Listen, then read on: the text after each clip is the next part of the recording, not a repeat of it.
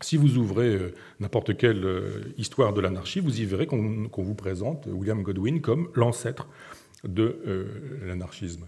Alors quelques-uns considèrent qu'il y a des ancêtres peut-être plus anciens encore, et on parle parfois de Diogène, on parle parfois d'Aristippe de Cyrène, on dit que de temps en temps, la Boétie, avec son discours sur la servitude volontaire et son « soyez résolus de ne plus servir et vous voilà libre », et l'inventeur de la pensée, ou l'un des précurseurs de l'anarchisme.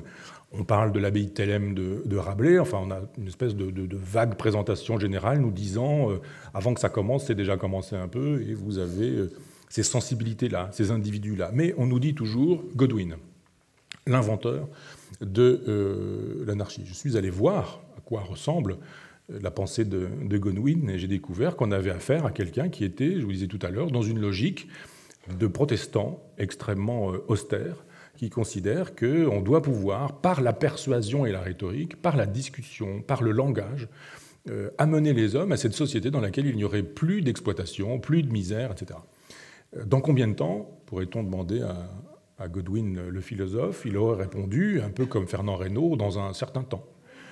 Parce que quand on lui a posé un peu la question, il dit c'est loin, hein, c'est très loin. Oui, mais loin, c'est quoi? C'est très très loin.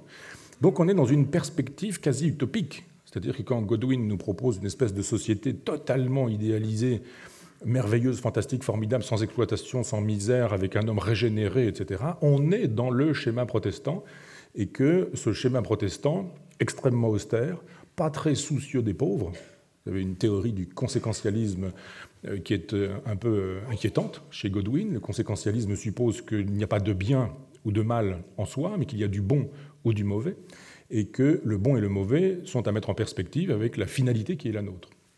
Et il nous dit, par exemple, dans une belle logique de casuistique, Godwin, il nous dit, mais vous auriez Fénelon, c'était un de ses grands auteurs, vous auriez Fénelon et son serviteur dans un château qui est en feu, il faudrait en sauver l'un des deux, vous savez que vous ne sauverez pas les deux, mais sauver l'un des deux, lequel faut-il sauver? Alors évidemment, vous dites, j'espère bien ne jamais être dans la position du personnage qui, enfin, pour Fénelon, c'est clair, n'ayez pas de crainte, mais dans la position d'avoir à choisir, de devoir choisir comme ça, de cette manière-là. Et il répond clairement, Godwin, mais Fénelon a le plus d'utilité sociale, donc il faut sauver Fénelon. C'est pas très anarchiste, ça me paraît pas très libertaire, cette position, cette logique casuistique, et c'est truffé de références, de moments comme ceux-là, où il fait l'éloge du mensonge, par exemple, Godwin, en nous disant, mais après tout, si vous prêtez de l'argent et que vous ne pouvez pas le rendre parce que votre argent vous sera plus utile qu'à celui à qui vous l'avez emprunté, eh bien, l'utilité fait la loi. Donc je dirais cet utilitarisme de Godwin, cette espèce de pensée cruelle, me donne l'impression de ne pas être aussi anarchiste qu'on veut bien le dire. Et nombre d'anarchistes qui font de Godwin un anarchiste, ou l'inventeur même de l'anarchie, ou le précurseur de l'anarchie, ferait mieux d'aller y voir de plus près.